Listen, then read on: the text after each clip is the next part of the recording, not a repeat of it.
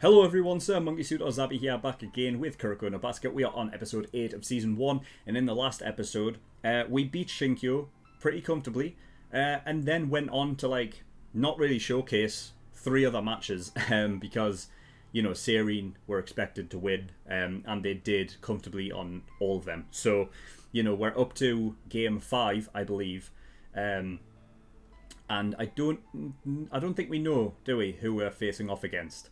I know they said that they were going up, in the semi-final, it'll probably be Seiho, and then in the final it'll be Shotoku. But, I mean, we're talking about getting into the Championship League, right? Which is obviously, for the different blocks, and then going up against the 3 Kings is what they're called. Yeah, I mean, I don't really know how it goes, how it works, the Championship League. Because I'm sure it's a case of you play all of them, right? And then the top 3 go through. So we'll see. We'll see what happens. But yeah, I mean, I don't think there's anything else to really talk about other than that. We did get actually a look at Shotoku's skills. And yeah, Midorima's like a fucking badass, just hitting it from fucking anywhere. And, nothing but net. Walking away before it's even hit the bloody, hit the net. He's a bit of a badass, but yeah, I'm sure when we get round to him, we'll make him work for it. But I don't think we'll beat him. But we'll see. Anyway, yeah, nothing else to really talk about. We're going to get in episode 8. If you do want to go watch the actual reaction, the link is in the description below. There's also a link to the full length. If you do want that, then it's there for you. But yeah, nothing else to really talk about. Let's get in episode 8 and see what we get. Let's go.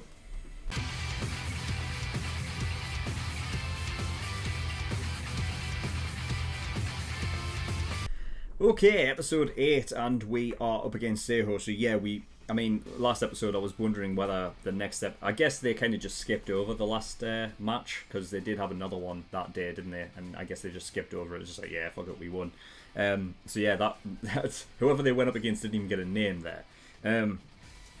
But yeah, so they're up against Seiho, and they're the best defense, strongest defense in Tokyo, because they have a sort of style that I've never even heard of before. Namba running. An old martial art where your arms and legs move in tandem as opposed to being alternate. And reducing strain via twisting and everything like that, allowing them, I guess, to be in a more positional space, being able to maneuver quicker, allowing them to get the ball off the opponent, and that's the things. I thought this was a perfect sort of matchup for Kuroko, because with him being a threat of them not knowing where he is would mean that he wouldn't be able to be man marked, and because that's their whole thing, their style. I figured that would have helped it. But I guess it doesn't really matter as long as all of the other players on Serene are being marked, because there's no one to pass to. And I didn't think about that, I guess I just figured that they weren't a man-marking team, because when they first were brought up earlier on in the episode, it looked like there was a scene where there was 3 of them crowding around one guy, so I thought it was more of a positional type defense as opposed to man marking.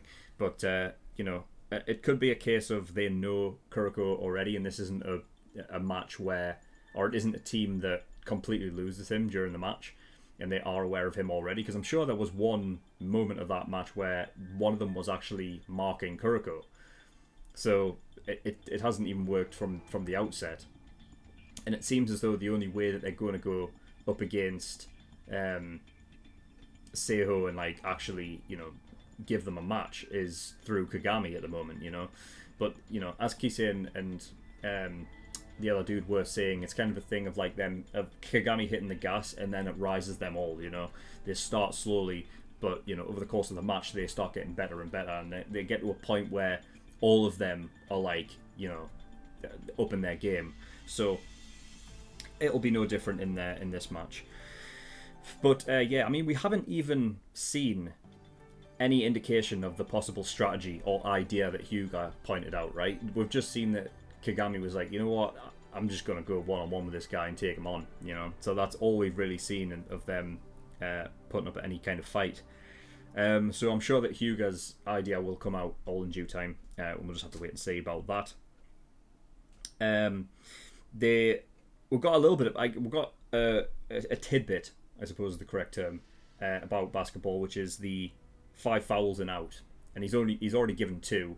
So, you know, bringing that rule into the show and, like, you know, actually saying it out loud makes me believe that if it doesn't happen in this game, there will be a game where something like that will occur. You know, but yeah, we'll have to wait and see whether that is the case or not.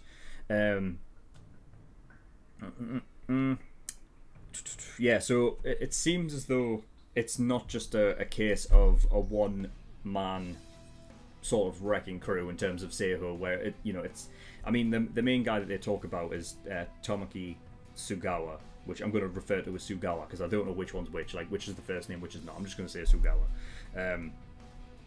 But yeah, I mean, he's a total sadist, and I feel like that just works well in this team, and I feel like the whole team's kind of that way inclined, because the way that their, like, style of just applying constant pressure to a team, just basically, like, batting them down, you know, like, it's, I said it during the reaction, but it's similar to Datako in Haikyuu, where it's a team that shuts out the opponent completely to a point where it's not even fun to play. So, you know, and there's that similar thing going on as well, that with Haikyuu and Datako, where it's a team that you need to get revenge on from the last time you played them. And it's a match that they, like, really need to win to sort of, like, you know, because otherwise it could be, like, detrimental to their, you know, hating of basketball or whatever, where they said they almost stopped last year because of it. So, you know, it's that one of those things that they really need to win. So in my mind, it's like, well, they're going to win the game then. It's going to be a tough battle, and it's probably going to come down to a point. But, you know, I feel like they are going to get past this. It's just a case of how... I feel like it has to come down to Hyuga's idea, really. Because I don't think it can just be a case of the whole game, Kagami being the one to just go get points. I mean, eventually Seiho's going to change up their game to match, you know? Like, they're not... I feel like... whoever, like, the number 4, I feel like he's the one guarding the hoop, pretty much. When he's not man marking, I suppose, you know what I mean? But, like, they're going to account for Kagami going, like, you know, doing what he's doing. You know, they're going to have to change up their game plan. So I feel like they're going to get shut out again, and it's going to come down to Hyuga's strategy in order to win the game. So we'll see what does actually happen with that. And yeah, I mean, the friggin' horoscope thing, I just don't think it has any bearing on the show whatsoever. It's just a character thing that they're just like, yeah, because it said that it was great for Kansas, right? So it's great for Shotoku, they're going to go win. And, I mean, I guess that's as far as it really goes. It's great for Kansas because Shotoku is going to win. It's not great for Aquarius, right, which is Kuroko's. But, I mean, I guess, like, it's more about the style of play of the team that they're up against that's making that a thing. You know what I mean? More than the fact that it's just the horoscopes, like, meaning that Kuroko has a bad day. It's just like, well, he's going up against Seiho, which is a team that his style doesn't really work with when they're man marking. You know, so it's, you know, one of those things. But, like, yeah, the fucking horoscope thing, man. I don't know. It's funny. So, yeah, I mean, that's pretty much all I've got. If they win against Seiho, they go up against Shotoku, which I'm really excited to see. I mean, it's obviously...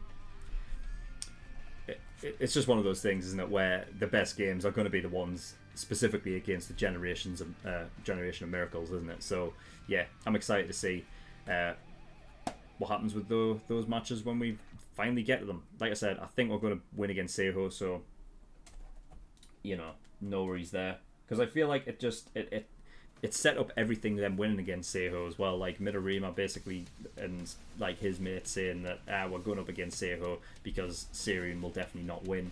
The whole thing of, you know, the Seirin second years like wanting to, like, they need this win. You know, I just feel like it's written in the stars that way.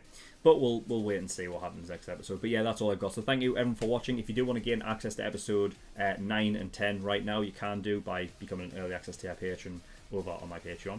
There's also $10 for full length there. If you do want to watch these in full and not just the 10-minute version, then you can do. And there's also other tiers where you can pay to have a show reacted to as well. So, you know, if you do want that, then go have a look at those tiers and see what they offer. There's also a link to the Discord down there. If you do want to join, then you can do. But yeah, that's all I've got. So thank you for watching. I'll see you all next time. Bye-bye.